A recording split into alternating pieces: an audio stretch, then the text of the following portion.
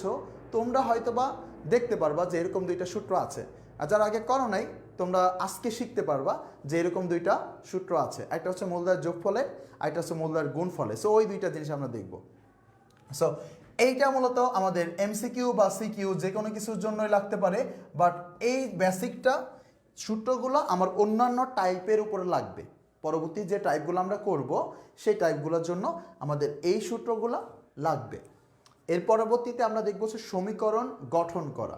So এটা খুবই important একটা টাইপ। সমীকরণ গঠন করা এটা খুবই ইম্পর্টেন্ট টাইপ।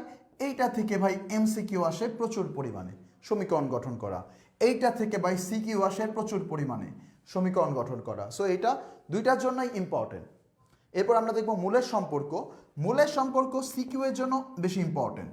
এমসিকিউ আসলে আসতেও পারে, বাট এটা থেকে সিকিউ বেশি আসে।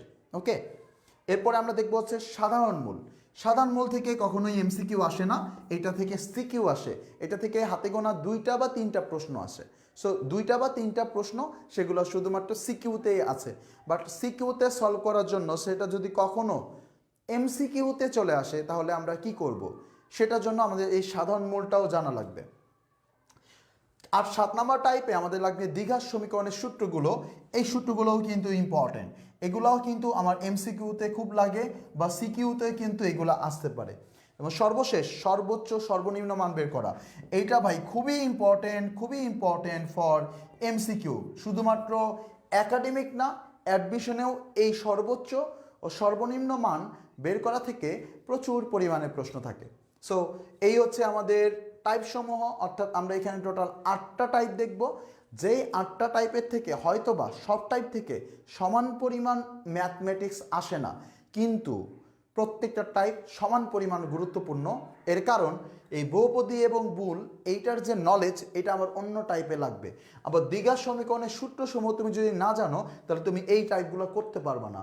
সো আমার প্রত্যেকটা টাইপ আমরা এখন ধীরে সুস্থে আস্তে আস্তে আস্তে করে আগাবো, যেন তোমরা সবাই বুঝতে পারো। অনেকেই আমাকে কমেন্ট করেছিলে যে ভাইয়া আমি কখনোই বহুপদী করি নাই, আবার অনেকে কমেন্ট করেছো যে ভাইয়া বহুপদী একেবারে শূন্য থেকে পড়ায়েন, বেসিক থেকে পড়ায়েন। ইনশাল্লাহ বহুপদীর এরকম কিছু বাদ থাকবে না যেটা তোমার জন্য দরকার আজকের ক্লাসে।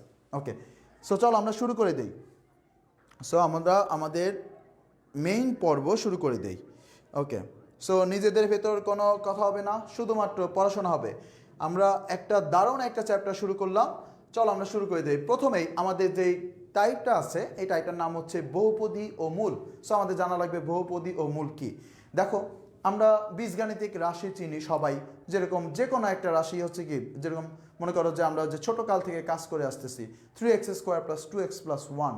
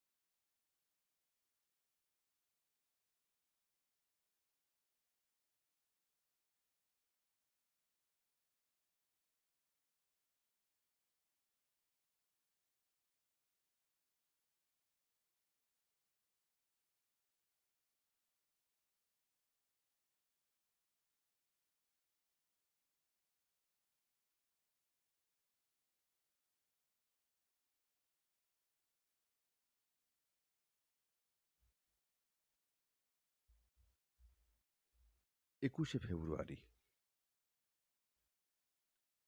আমরা বাংলাদেশের সাধারণ জনগণ মাতৃভাষার জন্য জীবন পর্যন্ত দিয়ে দিতে পারি।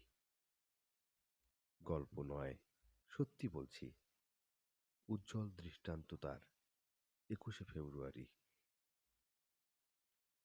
এই 21শে ফেব্রুয়ারি আসলেই আমাদের বুক ভেঙে কান্না আসে। এই 21শে ফেব্রুয়ারি আসলেই আমরা হারিয়ে যাই বেদনার জলোচ্ছ্বাসে। কারণ এই দিনেই যে আমরা সালাম, রফিক, জব্বারের মতো অসংখ্য দেশপ্রেমিককে হারিয়েছি। এই দিনেই যে আমরা এক সাগর সমান তাজা তাজা লাল লাল রক্ত ঝরিয়েছি।